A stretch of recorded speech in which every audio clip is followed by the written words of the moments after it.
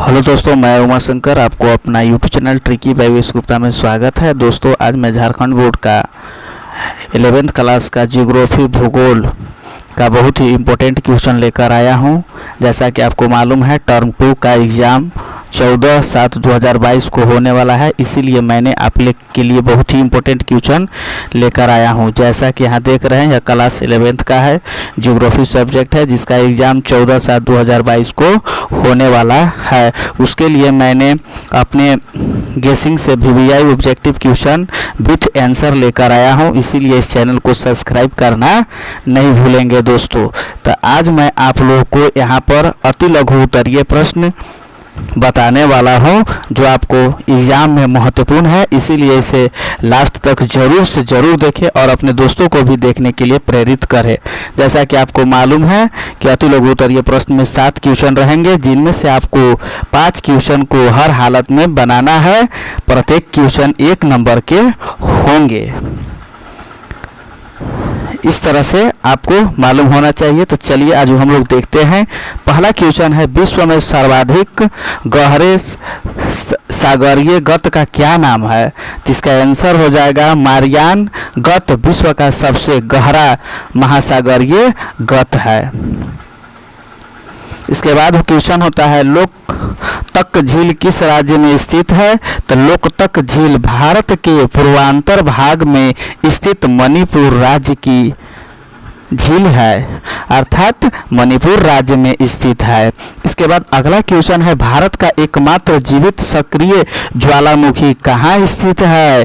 तो बैरन द्वीप भारत का एकमात्र सक्रिय ज्वालामुखी है। यह द्वीप लगभग 3 किलोमीटर क्षेत्र में फैला है। यहाँ का ज्वालामुखी 28 मई 2005 में फटा था, तब से अब तक इससे लावा निकल रहा है। इसके बाद हम लोग क्वेश्चन नंबर 4 देखेंगे। तो क्वेश्चन नंबर 4 है, भारत की जलवायु कैसी है? तो भारत की जलवायु मानसूनी जलवायु अर्थात उष्णकटिबंधीय जलवायु है। इसके बाद अगला क्वेश्चन है, अमरावली पर्वत की सबसे ऊंची चोटी कौन सी है?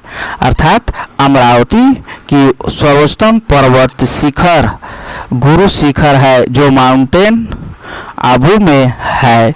इसके बाद अगला क्वेश्चन कह रहा है, लाल मिट्टी के लाल रंग का क्या कारण है? तो इसका आंसर हो जाएगा, लाल मिट्टी में लोहे की मात्रा अधिक होती है, जो इसके रंग का कारण है, क्योंकि आयरन ऑक्साइड लाल भूरे रंग का होता है, जिसके कारण लाल मिट्टी लाल रंग का प्रतीत होते हैं। इस तरह से हम डिफिनेशन लिखेंगे। इसके बाद क्वेश्चन नंबर 7 हमारा यहाँ कह रहा है,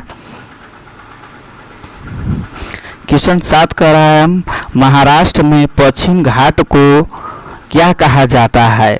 अर्थात महाराष्ट्र में पश्चिम घाट, जिसे समुद्री पहाड़ियों के रूप में भी जाना जाता है, वनस्पति और जीवों के प्रत्येक समृद्धि और अद्वितीय संयोजन के लिए जाना जाता है। इसके बाद हम लोग लघु उत्तरीय प्रश्न देखेंगे, जिनमें आपको 7 क्वेश्चन दिया हुआ रहेगा। इनमें से आपको 5 क्वेश्चन को आंसर लिखना है। प्रत्येक प्रश्न आपको 3 अंक के होंगे। तो चलिए क्वेश्चन नंबर हम लोग 8 देखते हैं। क्वेश्चन नंबर हमारा 8 कह रहा है, जल चक्र क्या है? तो जल चक्र पृथ्वी पर उपलब्ध जल के एक रूप से दूसरे रूप में परिवर्तित होने और एक भंडारण से दूसरे भंडारण या एक स्थान से दूसरे स्थान को गति करने की चक्रीय प्रक्रिया, जिसमें कुल जल की मात्रा का क्षय नहीं होता, बस रूप परिवर्तन और स्थान परिवर्तन होता है, उसी को हम लोग जल चक्र कहते हैं। यहाँ 71% जल चक्र पाया जाता है। भारत में 29% जो हमारा जल पीने लायक है, 71% में से। इसके बाद हमारा अगला क्वेश्चन यहाँ है, क्वेश्चन नंबर हम लोग 9वां क्वेश्चन देखेंगे। या फिर देखिए एक स्थान से दूसरे स्थान पर, मैंने कहने का अर्थ हुआ कि जिस तरह से जल चक्र कैसे होता है, तो जब हमारा समुद्री के सूर्य का प्रकाश पड़ता है तो वह वाष्पीकृत हो जाता है और वाष्पीकृत होकर सघन्य होने के बाद ऊपर चला जाता है, आसमान में चला जाता है।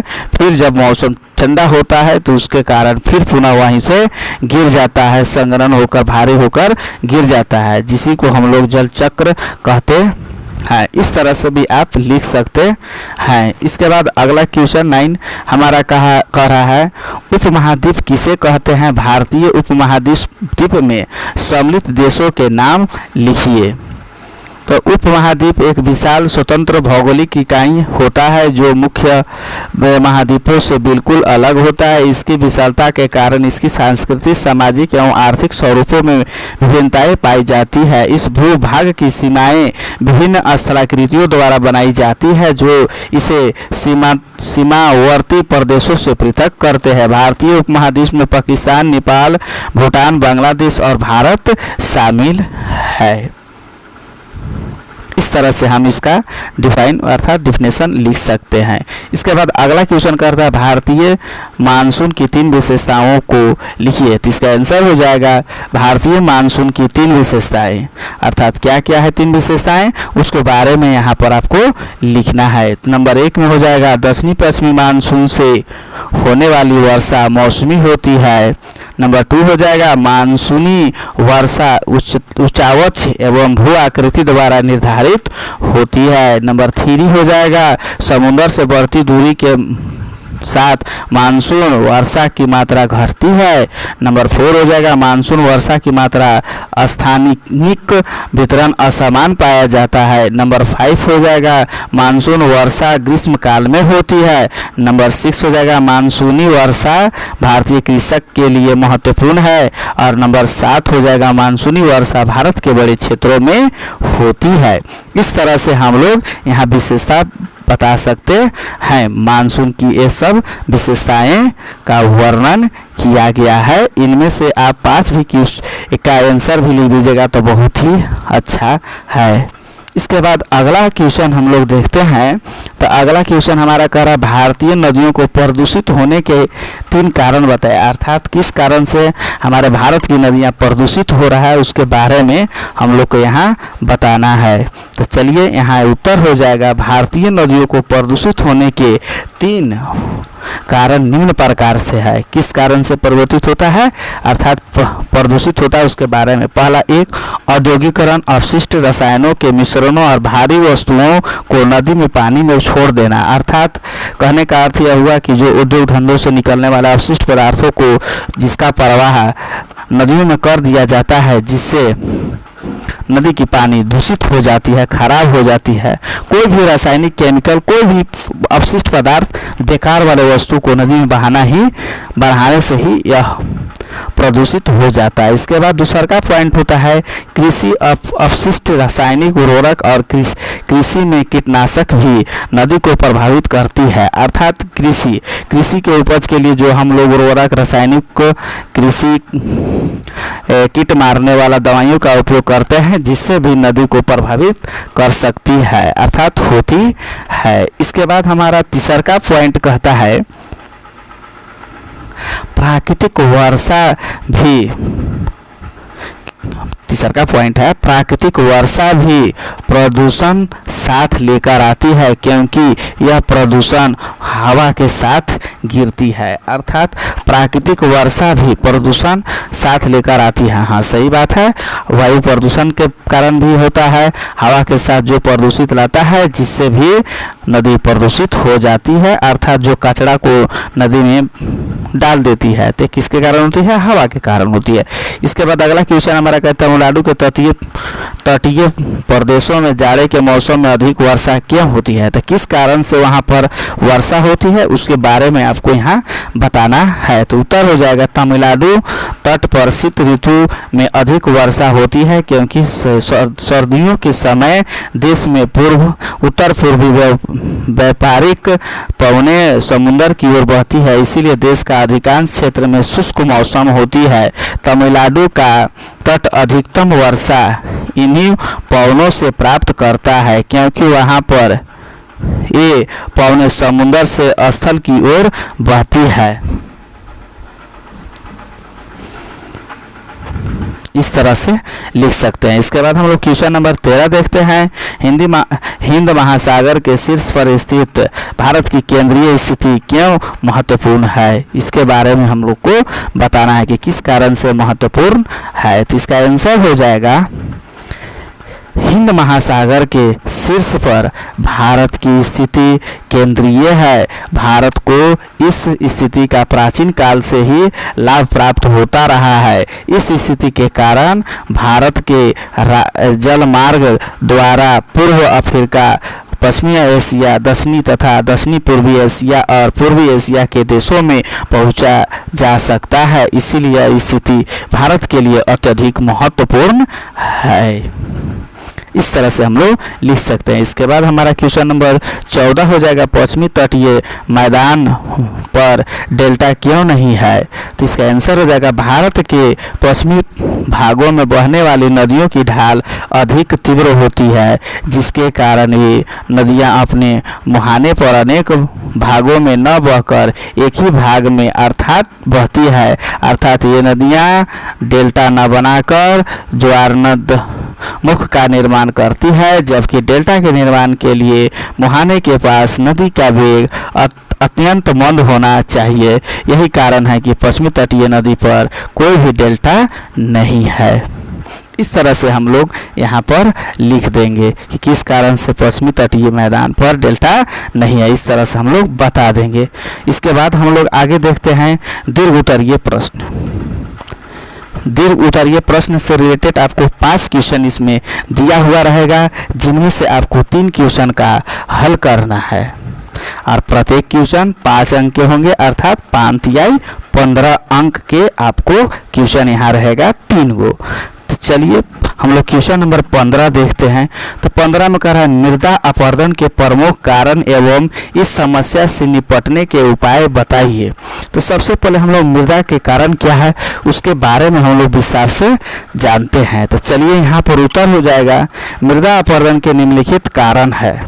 क्या क्या कारण है, इसको बारे में किस कारण से हमारा मृदा अपरदन अर्थात मृदा में त्रुटि पाई जाती है। नंबर 1 हो जाएगा, वनों की अविवेकपूर्ण कटाई से भी मिट्टी की अपरदन दर बढ़ती है। अर्थात तो बिना कहे हुए माने कोई भी विवेकपूर्ण कटाई न करना ही मिट्टी का अपरदन बढ़ती है। वृक्षों की जड़ मिट्टी के कणों को बांधे रखती है। अगर वह वृक्ष नहीं रहेगा तो आपका मिट्टी के कण को बांधे नहीं रख सकता है, जिसके कारण आपका मृदा अपरदन हो सकता है। इसके बाद बता रहा है, वनस्पति विहीन भूभाग पर मिट्टी के कण हवा या वर्षा द्वारा शीघ्र ही अपरदित हो जाती है। इस प्रकार के अपरदन से भारत के पर्वतीय भाग में दूषित प्रवाह होता है। इसके बाद अगला दूसरा पॉइंट हो जाएगा, हिमालय पर्वत श्रेणी के पूर्वी भागों में स्थानांतरित कृषि प्रणाली का प्रचलन भी मृदा अपरदन की दर को बढ़ाने में सहयोग करता है। तीसरा पॉइंट हो जाएगा, उत्तरी भारत के मैदानों में ग्रीष्मकाल में आने वाली प्रचंड आंधी अपने साथ उपजाऊ मिट्टी के ऊपर परत को उठाकर ले जाती है। इस तरह से हम लोग लिखेंगे। चौथा पॉइंट हो जाएगा, उत्तर भारत के अधिकांश भागों में मुलायम एवं घुलनशील मिट्टी की प्रधानता मिलती है, जो वर्षा होने पर शीघ्र ही घुल या बह जाती है।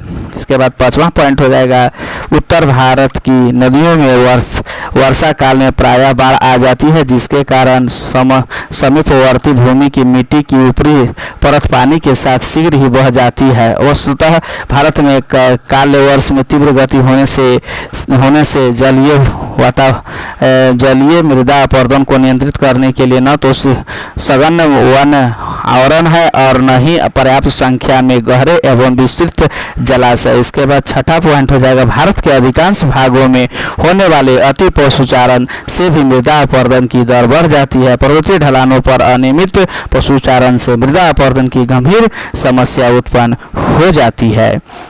इस तरह से हम लोग पॉइंट को लिख देंगे। अब इसके बाद हम लोग देखेंगे मृदा संरक्षण के क्या क्या उपाय करना चाहिए, उसके बारे में यहाँ लिखेंगे। तो आंसर हो जाएगा मृदा संरक्षण के उपाय। मृदा संरक्षण के लिए अग्रलिखित उपाय महत्वपूर्ण है। नंबर 1 हो जाएगा 15 से 25% ढाल प्रवणता वाले भूमि का उपयोग कृषि कार्यों के लिए नहीं किया जाना चाहिए। यदि ऐसा ढाल युक्त जमीन पर कृषि कार्य करना आवश्यक है तो इस पर सीढ़ीदार खेत निर्मित कर कृषि कार्य कर सकते हैं। अर्थात मान लीजिए अगर आपको इसे बचाना है तो सीढ़ीदार खेती भी कर सकते हैं। इसके बाद दूसरा का पॉइंट बोल रहा है भारत के विभिन्न भागों में अतिसारण तथा स्थानांतरण कृषि अपनाए जाने के कारण प्रभावित क्षेत्र में भूमि अपरदन बढ़ जाती है। स्थानीय लोगों को भूमि अपरदन के दुष्परिणाम के बारे में जानकारी प्राप्त कर पशुचारणता तथा स्थानांतरण कृषि का पर नियंत्रण किया करना चाहिए। इसके बाद तीसरा का पॉइंट हो जाएगा समुच्चय रेखाओं के अनुसार खेतों की मेड़बंदी, समोच्चय रेखीय सीढ़ीनुमा खेतों का नियंत्रण चराई, नियंत्रित वानिकी आवरण फसलों की कृषि संबंधी निश्चित कृषि फसलों को हेर फेर उपाय भी भूमि प्रवर्धन के रोकने का संरक्षण कर सकता है। इसके बाद चौथा पॉइंट हो जाएगा सांद्र प्रदेशों में अनावश्यक अपरदन को रोकने के लिए रॉक बांधन की एक श्रृंखला देनी चाहिए। मरुस्थलीय और मरुस्थलीय भाग प्रदेशों में कृषि योग्य भूमि पर बालू के टीलों के विस्तार को रोकने के लिए वृक्षों की रक्षक में खाल बना देना चाहिए। साथ ही ऐसे क्षेत्रों में वन्य कृषि का पर्याप्त उत्साह करना चाहिए। भारत में केंद्रीय शुष्क भूमि अनुसंधान संस्था केजरी बोधपुर पश्चिमी राजस्थान में बालू के टीलों के स्थित करने का पर्याप्त प्रयत्न है। इसके बाद पांचवा पॉइंट हो जाएगा कृषि के पॉइंट में लिख सकते हैं, या फिर छठा पॉइंट हो जाएगा भूमि उपयोग की संवर्धन योजनाएं लागू कर मृदा संरक्षण किया जा सकता है। इसके लिए भूमि पर उनकी उत्पादकता क्षमता के अनुसार वर्गीकृत कर सकते हैं। इस तरह से हम इसमें से आप 3, 4, 5 पॉइंट भी लिख दीजिएगा तो बहुत ही इम्पोर्टेंट है यह आपको परीक्षा के लिए। इसीलिए आप जितना हो सके आप पॉइंट टू पॉइंट क्वेश्चन को लिखिए।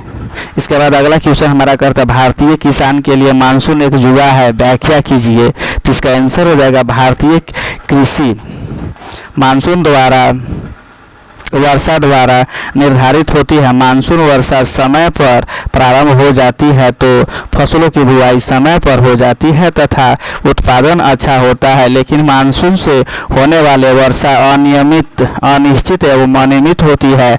देर से वर्षा होने पर किसान फसलों की बुआई समय पर नहीं कर पाते हैं तथा उत्पादन कम हो जाता है। वर्षा की कमी के कारण फसलें सूख जाती है जिससे भारतीय किसान की स्थिति कमजोर हो जाती है और खाद्यान्नों का संकट उत्पन्न हो जाता है। इसके बाद यहाँ बता रहा है मानसूनी वर्षा की प्रादेशिक और सामयिक वर्षा में बहुत अंतर पाया जाता है। वर्षा निश्चित नहीं होती है, किसी वर्ष अधिक तो किसी वर्ष बहुत कम होती है। मानसून किसी वर्ष पहले लौट जाती है तो किसी वर्ष देर से, इसी प्रकार इसका आगमन भी होता है। इन सभी अनिश्चितताओं के कारण ही भारतीय किसान के लिए मानसून एक जुआ कहा जाता है। इस तरह से हम लोग लिख देंगे भारतीय किसान के महत्वपूर्ण के लिए मानसून एक जुआ है, व्याख्या करें। इस तरह से पॉइंट लिखिएगा तो आपको अच्छा नंबर अर्थात तो टॉप होने का ज़्यादा चांस होता है। इसके बाद अगला क्वेश्चन कर रहा है 17 भारत के विशाल मैदान को ऊंचाई की भिन्नता के आधार पर वर्गीकृत कर इनका संक्षिप्त में वर्णन कीजिए। आंसर हो जाएगा भारत के विशाल मैदान सिंधु, गंगा, ब्रह्मपुत्र नदियों द्वारा लाई गई अवसादों एवं जोड़ के निक्षेपण से बना है। इस मैदान के पूर्व से पश्चिम की लंबाई 3200 किलोमीटर, चौड़ाई 150 से 300 किलोमीटर है, जहां जोड़ निक्षेपण की अधिकतम गहराई 1000 से 2000 मीटर पाई जाती है। धरातलीय स्वरूप इत्यादि के कारण होता है। इसके बाद होता है सांभर मैदान। यह मैदान शिवलिंग की तलहटी से 8 से 10 किलोमीटर चौड़ी स्थानांतर पट्टी के रूप में फैला हुआ है। हिमालय से निकलने वाली नदियों यहाँ बड़े बड़े शैल एवं गोलासट जमा करते हैं। इस मैदान में कंकड़ पत्थरों की अधिकता होने के कारण नदियाँ विलुप्त हो गई है। इसके बाद तराई मैदान। यह मैदान भाभर प्रदेश के दक्षिण में फैला है। इसकी चौड़ाई 10 से 20 किलोमीटर है। भाभर मैदान की लुप्त नदियों ने इस मैदान में बाहरी निकलती है तथा तब तक एक अनुपम क्षेत्र बन गया है जो तराई कहलाती है। तराई मैदान एक दलदल और इत्यादि है। इसके बाद हम लोग तीसरा पॉइंट देखते हैं जोड़ मृदा। जोड़ मृदा तराई प्रदेश के दक्षिण में पाई जाती है जो नदियों से लाई गई अवसाद के जमा होने से बनता है। इस मैदान में नहीं द्वारा प्रो अवस्था बनाने से वाली अपर्वणीय और निरपेक्षित स्थलाकृति पाई जाती है जैसे बिरफ्स गोकुर झील एवं बालूरोधिक आदि। इसके बाद हो जाता है ब्रह्मपुत्र घाटी का मैदान नदी द्वीप तथा बालूरोधिका की उपस्थिति के लिए माना जाता है। इस क्षेत्र में समय समय पर बाढ़ आती है और नदियाँ अपना रास्ता बदल देती है जिससे गुफिक वाहिनिकाएँ बनती है। ब्रह्मपुत्र नदी अपनी घाट उत्तर पूर्व से दक्षिण पूर्व दिशा में है। यह बंगाल में प्रवेश करने से पहले ध्रुवी के समीप 90 डिग्री कोण बनाती है। यह मैदान जलोढ़ मृदा से मिट्टी से युक्त होने के कारण गेहूं, चावल, गन्ना और जूट की उगाई होता है। साथ ही यहाँ जनसंख्या घनत्व भी अधिक है। भारत उत्तर के मैदानों में बहने वाली नदियों अपने मुहानों पर विसर्प डेल्टा का निर्माण करते हैं जैसे सुंदरवन डेल्टा। यह एक सपाट मैदान है जिसकी समुद्री तल से ऊंचाई लगभग 50 से 100 मीटर तक दूरी है। हरियाणा और दिल्ली इत्यादि में है। इसके बाद कहता है जोड़ मृदा के मुख्यतः 2 भाग होते हैं। पहला खादर मृदा और दूसरा का बांगर मृदा। खादर मृदा नए जोड़ मिट्टी से निर्मित होने वाला खादर मृदा कहता है। इस नदी मैदान में नदियों के बाढ़ से पानी प्रतिवर्ष होता है। यह उपजाऊ मिट्टी होती है जिससे प्रतिवर्ष वृद्धि होती है। इसके बाद बांगर में मृदा हो जाएगा। पुरानी जोड़ से निर्मित मैदान बांगर मृदा कहता है। यह मैदान नदी के घाटी के ऊपरी भाग पाया जाता है जो खाद के अपेक्षा बहुत कम उपजाऊ होता है। इस तरह से हम लोग इसका डिफाइन भी कर सकते हैं, अंतर भी स्पष्ट कर सकते हैं। इसके बाद अगला हमारा क्वेश्चन है हिमालय अपवाह तंत्र और प्रायद्वीपीय अपवाह तंत्र में 5 अंतर लिखिए। तो इसका आंसर हम लोग इस तरह से लिखेंगे हिमालय अपवाह तंत्र एवं प्रायद्वीपीय अपवाह तंत्र में निम्नलिखित अंतर है। एक दिन हिमालय पर्वत की नदियाँ, एक प्रायद्वीपीय पठार की नदियाँ लिखेंगे। इसके बाद इसमें पहला पॉइंट हो जाएगा इनकी उद्गम स्थल हिमोनदों से ढकी हिमालय पर्वत से मिलती है। इस तरह से यहाँ लिखेंगे। जबकि प्रायद्वीपीय नदियाँ में अगर हम लोग चलेंगे तो इसकी उद्गम स्थल प्रायद्वीपीय पठार तथा मध्य उच्च भूमि पर है। इस तरह से हम लोग पहला पॉइंट लिखेंगे। इसके बाद दूसरा पॉइंट हो जाएगा यह नदियाँ बारहमासी जिन्हें वर्ष पर्याप्त हिम तथा वर्षा से जल प्राप्ति होती है, अर्थात ये 12 महीनों तक बहने वाली है। जबकि यह नदियाँ प्रायः मौसमी तथा इसमें जल की मात्रा मानसून वर्षा पर निर्भर करती है, अर्थात वर्षा होगा तो इसमें जल होगा, ऐसे जल नहीं होता है। इसके बाद इसका तीसरा पॉइंट हो जाएगा इन नदियों का अपवाह पूर्ववर्ती एवं अनुवर्ती जो मैदानी भागों में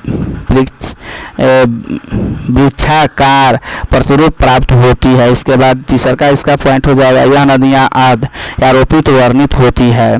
इसके बाद इसका चौथा पॉइंट हो जाएगा यह नदियाँ लंबे मार्ग के साथ असमतल होकर पहाड़ियों में से गुजरती है। शीर्ष अपर्दन नदी अपहरण तथा मैदानी भागों में मार्ग परिवर्तित एवं विस्तृत मैदान इन नदियों के प्रमुख उदाहरण है, जबकि यह नदियाँ छोटे एवं सुनिश्चित मार्गों पर सुसमायोजित घाटियों के साथ प्रवाहित है। इसके बाद अगला हमारा हो जाएगा पॉइंट, यह नदियों के जल संग्रह क्षेत्र काफ़ी बड़े होते हैं। अब इसका हो जाएगा इन नदियों के जल संग्रह काफ़ी छोटे होते हैं। इसके बाद हम लोग छठा पॉइंट देंगे, यह नदियाँ अपनी युवावस्था में तथा अपनी घाटियों को गहरा करने का कार्य कर रही है। इसका पॉइंट हो जाएगा यह नदियाँ अपनी प्रौढ़ अवस्था में है और अपने आधार तल को प्राप्त कर चुकी है। इस तरह से हम लोग क्वेश्चन नंबर 18 का आंसर अर्थात हिमालय अफवाह तंत्र तथा प्रायद्वीपीय अफवाह तंत्र के बीच 5 अंतर को इस तरह से लिखेंगे तो हमको 5 नंबर मिलेगा। इसके बाद हम लोग क्वेश्चन नंबर 19 देखते हैं। क्वेश्चन नंबर 19 आपको मानचित्र से संबंधित रहेगा और मानचित्र से संबंधित रहेगा उसको बारे में आपको देखना है और इसको यहाँ पर आपको मानचित्र में दर्शाना है। तो सबसे पहले हम लोग काली मृदा, जलोढ़ मृदा, लेटेराइट मृदा, पर्वतीय मृदा और रेतीली मृदा के बारे में जानेंगे कि कहाँ पर क्षेत्र है। इसके लिए हम लोग देखिए मृदा दे देगा तो मृदा एक जगह नहीं पाया जाता है, बहुत ही जगह पाया जाता है। कभी भारत के गुजरात में, महाराष्ट्र में कहीं भी पाया जाएगा। तो सबसे पहले आप उसको में संकेत के माध्यम से बता सकते हैं। तो मैंने यहाँ पर देखिए आपको संकेत के माध्यम से बता दिए हैं। जो ब्लैक कलर के रहेगा काली मृदा कहेंगे, अर्थात जो ब्लैक कलर का यहाँ पर हम बताए हैं, जो ब्लैक कलर का होगा तो पर्वतीय मृदा कहेंगे। जलोढ़ मृदा के लिए संकेत रहेगा, ये देखिए आपका जलोढ़ मृदा है जो हमारे उत्तर प्रदेश, बिहार और उत्तराखंड में पाए जाते हैं। जबकि लाल एवं पीली मृदा हमारा देखिए ये हमारा पश्चिम बंगाल और उड़ीसा है। इसके बाद देखिए काली मृदा, तो काली मृदा देखिए ये आपका आंध्र प्रदेश या कर्नाटक दोनों के बीच में है। इसके बाद अगला देखते हैं रेटेलाइट मृदा। रेटेलाइट मृदा जो हमारा यहाँ देख रहे हैं भारत को थोड़ा सा ऊपर अर्थात गुजरात से थोड़ा सा ऊपर में है। इसके बाद हम लोग देते हैं रेतीली मृदा। तो रेतीली मृदा हो जाएगा हमारा जो राजस्थान में है। इस तरह से हम लोग राजस्थान को बता देंगे जो यहाँ पर मैप में दिखाया गया है। ये देखिए आप सबको। तो आई होप यह वीडियो अगर अच्छा लगा होगा तो मेरे चैनल को